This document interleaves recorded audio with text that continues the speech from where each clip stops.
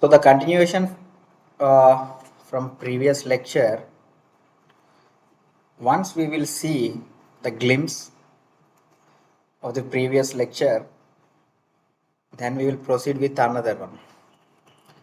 So we have seen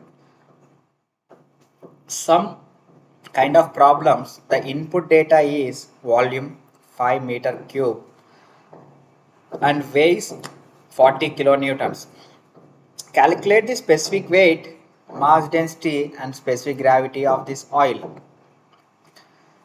Then specific weight is gamma is equal to W by V, that is equal to 40,000 by 5, that is 8,000 Newton per meter cube, and mass density equal to rho equal to gamma by G. So here gamma equal to 8,000 from specific weight and G is equal to 9.81, we know that is 815, and specific gravity equal to oil by water, density of oil by density of water, that is equal to density, mass density is nothing but rho, that is equal to mass density of oil is nothing but 815.5 by 1000, that is equal to 0.816. So in the similar way I have asked you to solve the class assignment.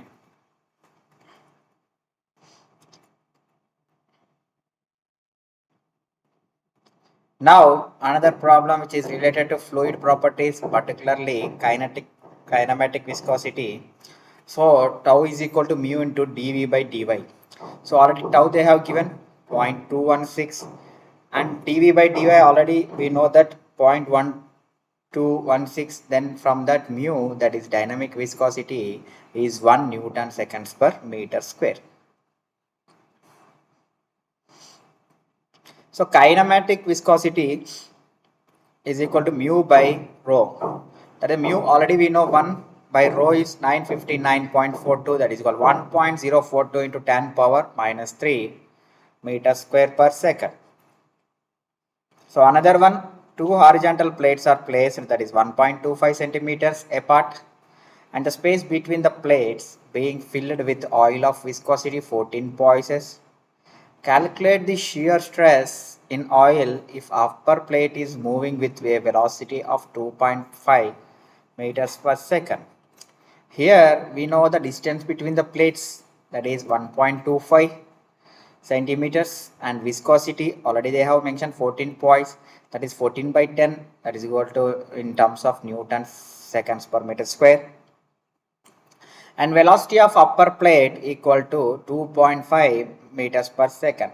Now change in velocity equal to final velocity minus initial velocity. So obviously final velocity they have given 2.5 minus initial velocity, we have to consider it as 0, such that 2.5 meters per second. Hence tau is equal to mu into du by dy, that is equal to 14 by 10 into 2.5 by 0.0125. So shear stress is equal to 280 newtons per meter square. So further we have seen continuity equation. So this defines the continuity equation states that the mass or a volume cannot be created or destroyed in a fluid flow. So the amount of fluid entering a system must equal to the amount of fluid leaving it. Assumptions: no accumulation, A1 V1 equal to A2 V2. So at one particular section we have discussed it will be huge intake area when compared with outlet. So intake is huge area and outlet is small area, and area is always inversely proportional to velocity. That's what we have seen some kind of problems related to that, and we have concluded. Now coming to the another concept today.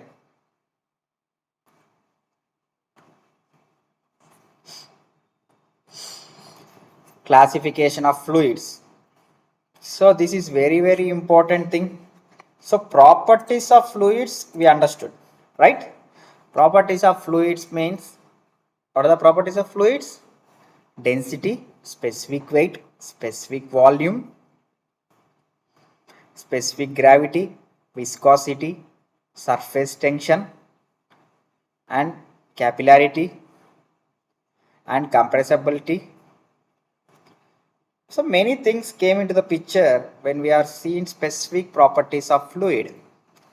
Now, classification of fluids means, so we are classifying the fluids. Now we understood the properties, how it is going to behave. Now slowly we have to understand what is the classification of fluids. So now here they have segregated into many types. Now you see ideal fluid and real fluid, and Newtonian fluid and non-Newtonian fluid. Ideal plastic fluid and compressible fluid, incompressible fluid. So total 7 things are there the classification of fluids suggest. So ideal and real, Newtonian, non-Newtonian, ideal plastic fluid and compressible, incompressible fluids. Now we will see one by one. So the classification, and we will get to know the more in depth regarding these things classification. Now first one I am starting with incompressible. Already it is there incompressible. So first one is incompressible because this everyone knows about this thing. So if I start with known content, then you can remember very easily about the incompressible fluid. So this source has taken from online, you can see. So now there are two kinds of things. So liquid, when you are incompressible means, just see the definition, then we can go for discussion. An incompressible fluid has constant density regardless of pressure. Here you are applying some kind of force. So force is nothing but pressure, some kind of force, then it will go to some kind of pressure with respect to area. So here you are putting some kind of efforts to compress it, but whatever you do, it won't change because it having constant density. If a density is constant, then the fluid is incompressible. Like whatever you do, the same output will come here. So most liquids are considered incompressible for practical purposes. This is important. So as I mentioned, an incompressible fluid has constant density regardless of pressure, and most liquids are considered incompressible for practical purposes. So it simplifies fluid flow equations significantly. So it simplifies fluid flow equations significantly. So no volume change occurs under pressure variation.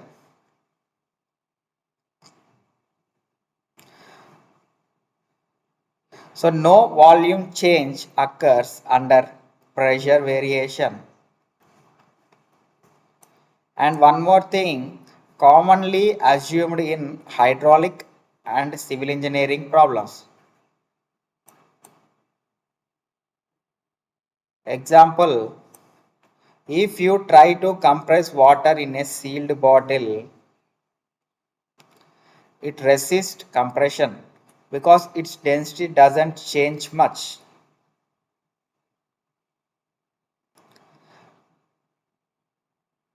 So now you see, that means if you try to compress water in a sealed water bottle, so you have a water bottle of 1 liter, assume, then you just try to compress it.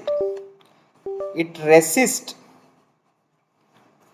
compression because density doesn't change much, because water is having one kind of density. So when you are applying some kind of pressure or a force on it, so it won't change. That is what I mentioned initially. An incompressible fluid has constant density regardless of pressure. So most liquids are considered incompressible for practical purposes. It simplifies fluid flow equation significantly. Commonly assumed in hydraulic and civil engineering problems. If you try to compress water in a sealed bottle, it resists compression because its density. Now coming to the thing, if you are considering liquid to liquid previously, now gas to, you see here,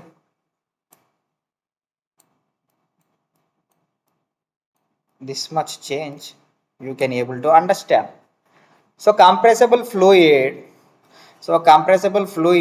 experience significant changes in density with pressure. So compressible fluids experience significant change in density with pressure.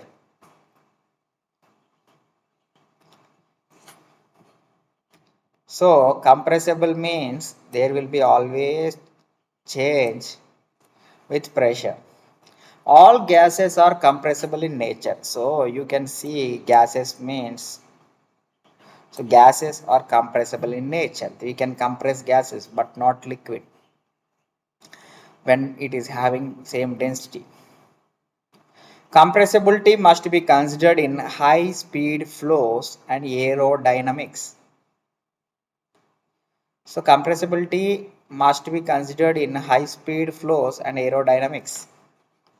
So this is somewhat not related to us. It is related to aerodynamics as well as high speed flows. Examples include air, steam and natural gases. So air, steam and natural gases. Now another one example which you can understand very easily. When you pump air into a tire, so you are increasing the amount of air. So when you pump air into tire, you are increasing the amount of air, that is mass, in the same volume. So density increases. So the density increases. So that is what the best example. In a simple sense, if I want to tell, incompressible fluids means it cannot be changed. If it is compressible fluids means it will get changed. So that is a lot of difference we can see.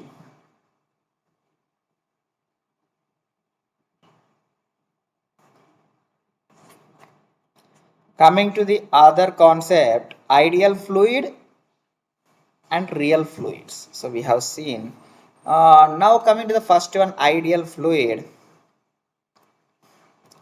An ideal fluid is an imaginary fluid that flows perfectly. So it is incompressible and has no viscosity. So ideal means it's just an imaginary thing. And it is incompressible and has no viscosity. Viscosity means which resists the flow. So here they are telling it is incompressible but it is having no viscosity. So it is an imaginary one. It offers no resistance to shear stress. It offers no resistance to shear stress.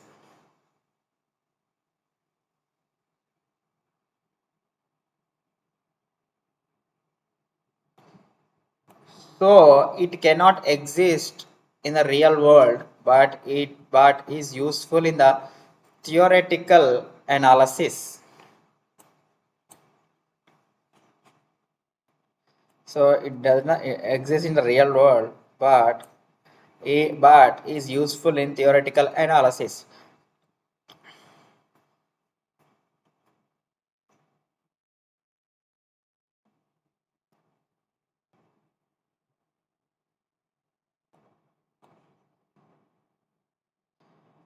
So now one more thing, it flows steadily and smoothly with no internal friction. These are some kind of assumptions which they are making with respect to the ideal fluid.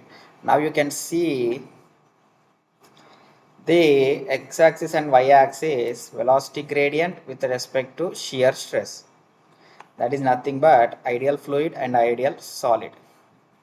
So this is fluid. When it goes towards this side, it will become solid. Now if it is between exactly, you can imagine it is like 45 degrees, some kind of thing. This line is Newtonian and this is non-Newtonian fluid, and this is ideal plastic fluid. Some kind of categories they have made. So Newtonian, non-Newtonian fluids with respect to velocity gradient and shear stress. Coming to other one, real fluid. Real fluids are those that exist in nature and possesses viscosity, and they resist shear stress and experience internal friction during flow.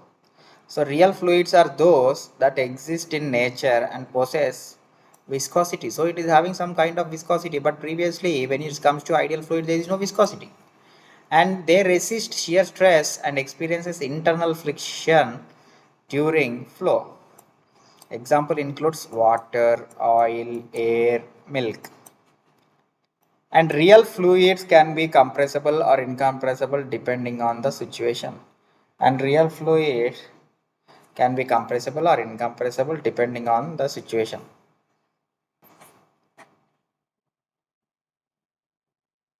Now you can see this image and try to see this image, then I will explain.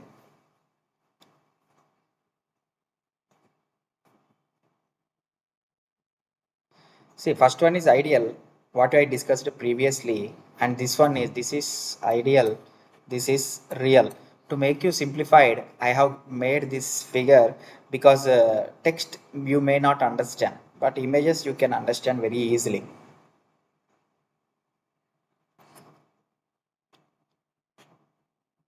So friction is zero, ideal flow is zero, energy loss is zero.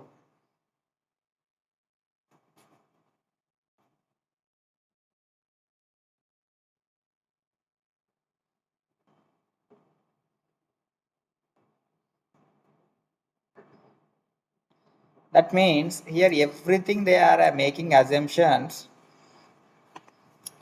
and here you see real friction they will consider, real flow,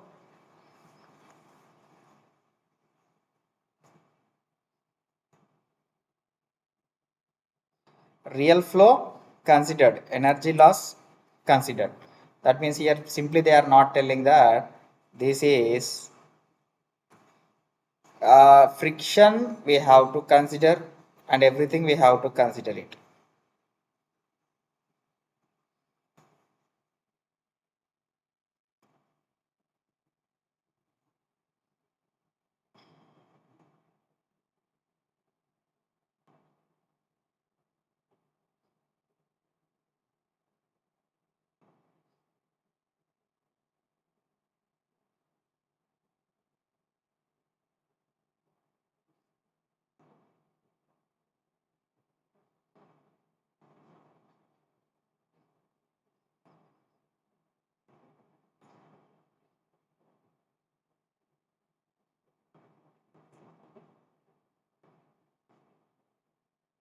So now we are going with respect to another one called Newtonian fluid.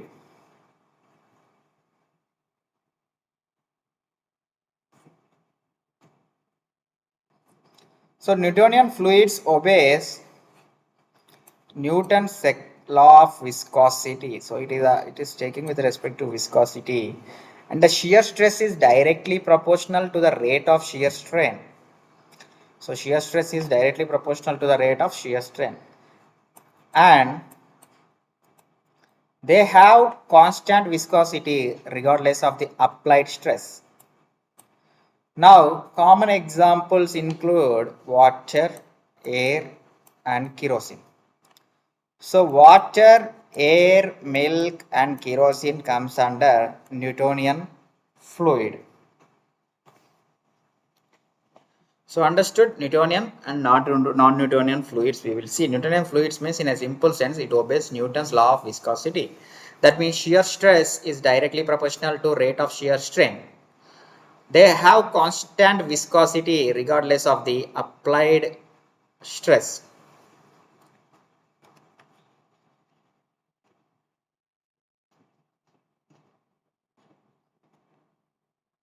So now non-Newtonian fluid, these fluids do not follow Newton's law of viscosity.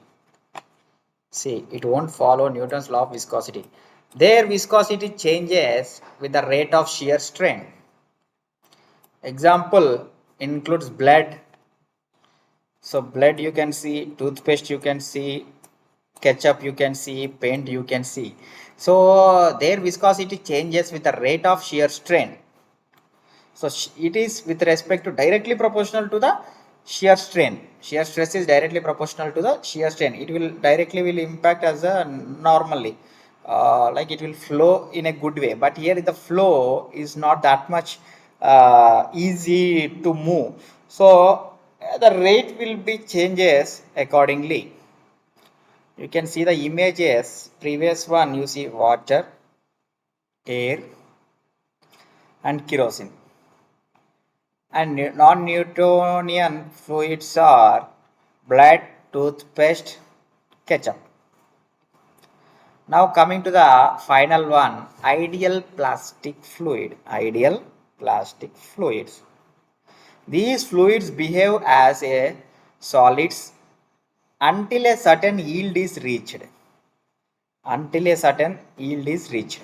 After that point, they will flow like a Newtonian fluid. So first they behave like a solid, then they will flow like Newtonian. Whatever we have seen, non-Newtonian plus Newtonian, you can tell. They are used to model certain materials like mud. Obviously, first it will be little, after that it will be, if you keep on adding only water, it will be little easy.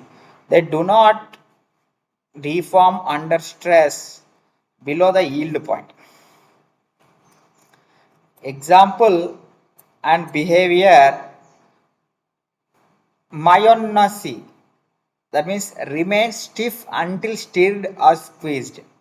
Paint stays thick in can, flows easily when brushed or rolled. Mud or wet clay behaves like a solid when undisturbed, flows under upright stress. Sludge sewage flows only under sufficient pumping force. So you see, first you take the mud as I told, it is as simple as that. Mud means already it is in a, you can take clay, so it will be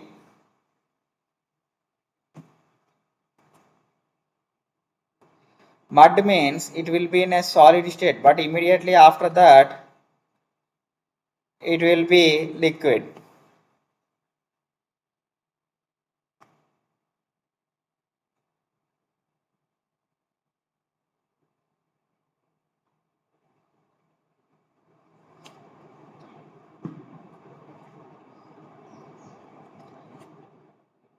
So once we will see the quiz, which fluid type assumes no viscosity and is purely theoretical? No viscosity and purely theoretical. I hope you people knows real fluid, ideal fluid, Newtonian fluid or incompressible fluid. Which is having no viscosity? I think ideal fluid, right? Which of the following fluids obeys Newton's law of viscosity?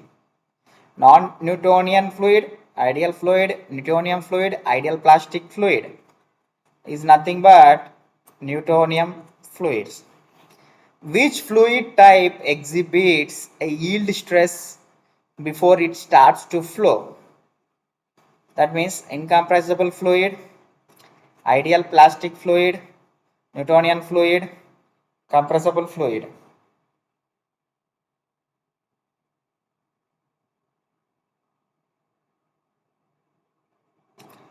So that is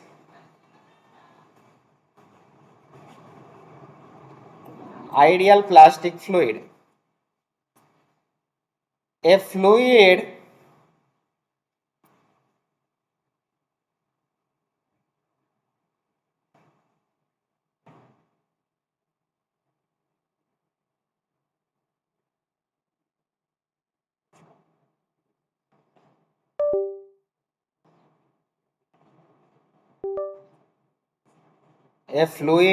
that exhibits significant volume change under pressure is known as compressible fluid, incompressible fluid, real fluid, Newtonian fluid.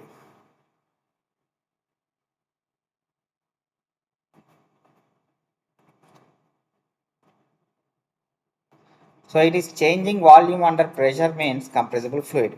So now you see the answers. Ideal fluid, first one. Second one, Newtonian fluid. And third one, non-Newtonian fluids. And fourth one is compressible fluids.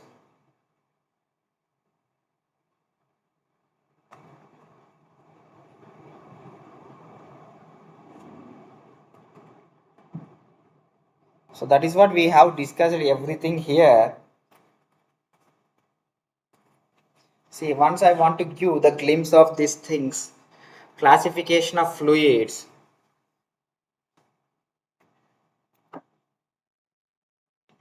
Classification of fluids means ideal fluid, real fluids, and Newtonian fluid, non-Newtonian fluid, and ideal plastic fluid, incompressible, compressible fluid, and incompressible fluids.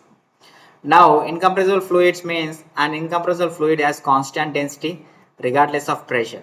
So most liquids are considered incompressible in practice because if density is same such that the pressure it won't change its thing. So no volume changes occurs under pressure variation, commonly assumed in hydraulic and civil engineering problems. Example, if you try to compress water in a sealed bottle, it resists compression because its density doesn't change much. So compressible fluids experience significant changes in density with pressure, that is compressible fluids.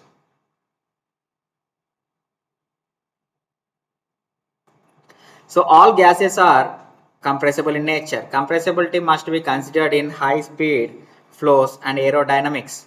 Example, air, steam, and natural gases. So when you pump air into a tire, you are increasing the amount of air in the same volume. So density increases. Coming to the another one, ideal fluid. So before that you see here classification regarding ideal fluid and ideal solid, and after that immediately it has been mentioned Newtonian fluid, non-Newtonian fluid, and ideal plastic fluid. An ideal fluid is an imaginary fluid that flows perfectly. It is incompressible and has no viscosity. It offers no resistance to shear stress. It cannot exist in the real world, but it is what is useful in theoretical analysis. It flows steadily and smoothly with no internal frictions. Real fluids. Real fluids are those that exist in nature and possesses viscosity. They resist shear stress and experience internal friction during flow. Examples include water, oil, air, and milk. Real fluids can be compressible or incompressible depending on the situation. That means ideal fluid is nothing but friction is zero, ideal flow is zero, and energy loss is zero. So real fluids means friction and real flow and energy loss. So as per the thing they will consider. Newtonian fluids means Newton's law of viscosity they will go, and water, milk, air, kerosene are the examples. And non-Newtonian fluids is nothing but it won't follow Newton's law of viscosity. That is blood, toothpaste, ketchup, and paint also. Ideal plastic fluid is nothing but this fluid behaves as a solid until a certain yield stress is reached. That means you take the mud, and mud is nothing but it is in solid state. Then you just apply some kind of water to that, then it will have some kind of flow nature. So behaves mud or wet clay behaves like a solid when undisturbed. Flows under applied stress. So sludge means flows only under sufficient pumping force. So quiz. Which fluid type assumes no viscosity and is purely theoretical? That is ideal fluid. And which of the following fluids obeys Newton's law of viscosity? That is Newtonian fluid.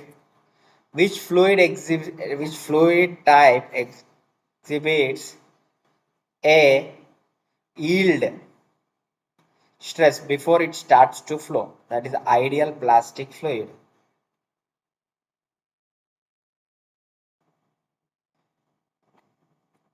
A fluid that exhibits significant volume change under pressure is known as compressible fluid. So, okay, we will see in the next lecture what the other upcoming topics.